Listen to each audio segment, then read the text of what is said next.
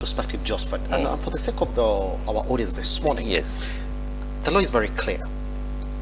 The impeachment process from the county levels Yes. would essentially be started by the MCAs. Yeah, Once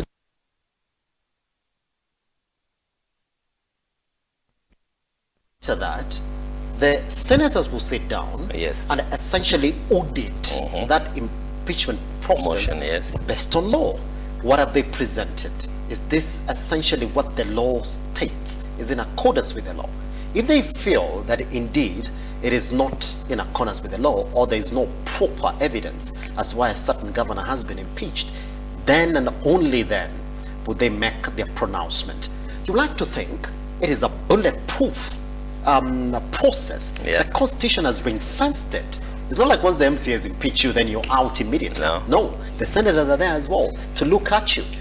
Is that not enough? Joseph, we don't need to review. Evidently, it's not enough because it should be enough. Because again, if you're a governor and you've been elected into office, Yes. you know your mandate to the people of your county. And it is in your interest, actually, for any governor in this country to work with their county assembly, to work with the MCAs, because they're the representatives of the people. These are the people you need to work with. They're the people who are going to oversight you. They're people who are going to bring any motion from your localities. And these motions that they pass in the county assembly are what you should build on to deliver to the people. Because if you have efficient service delivery, it will build to the public policy of the nation, whereby every service that is required to be delivered by the government, because again, we are still one country, one nation, one government. We just have different functions, the county and the national. It is in your interest as a governor to work with the county assembly. If you fall out for whatever reason, and still I don't understand why as a governor you should not be able to incorporate the MCAs in your programs, then something is amiss. Then there has to be a way before the MCAs take you to Senate. That motion at the county assembly needs to be well deliberated, so that we also avoid wastage of resources for the public. Does it? Yeah. Let me give you a case in point of one Kawira Mwangaza's impeachment. Yes. Where you have predominantly, maybe say for one or two MCAs who are saying she needs to be out. And then that particular case reaches at the Senate, and then the Senate sits down and says, no, not watertight. Yeah. If we are now going to change that, then aren't we changing the way that county governments operate?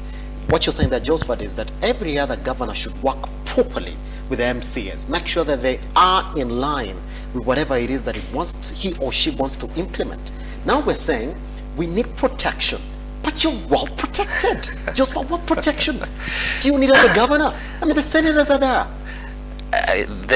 What I have gathered, Yes. Simba, Yes.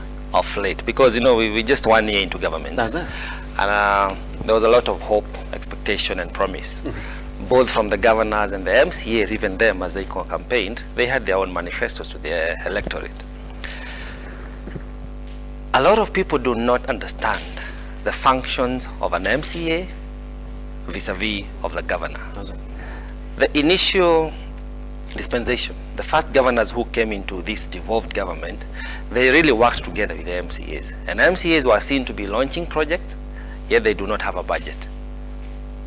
So what they're seeking, and because I've had this conversation going on before they got into this yesterday and the day before, Yes. is that the governors are feeling pressured and manipulated by the MCAs.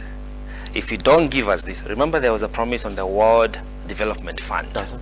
I think it's only Moranga County that has effected that. I think every MCA was given about 20 million to run projects in their own ward. Of course, it's managed. But most of the other governors, largely so, have not implemented that.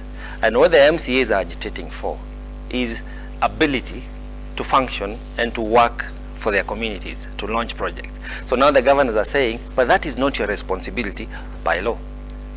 Hence, even if they build a motion on those shaky grounds of impeaching the governor, once it gets to Senate, the Senate tells the MCAs, but this is not your job.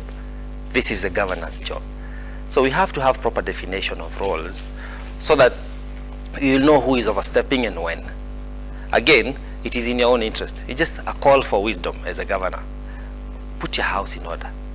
Because the more noise you have, the more you'll not be able to deliver. Does it? Remember, it's the same MCAs who sit at the assembly who are going to approve your finance bill. Should they not, then you'll not be able to work with your budget within the year. So it affects your program and how, the financial allocation. So it really calls for collaboration and coordination. Yes. And we need that across board. Here's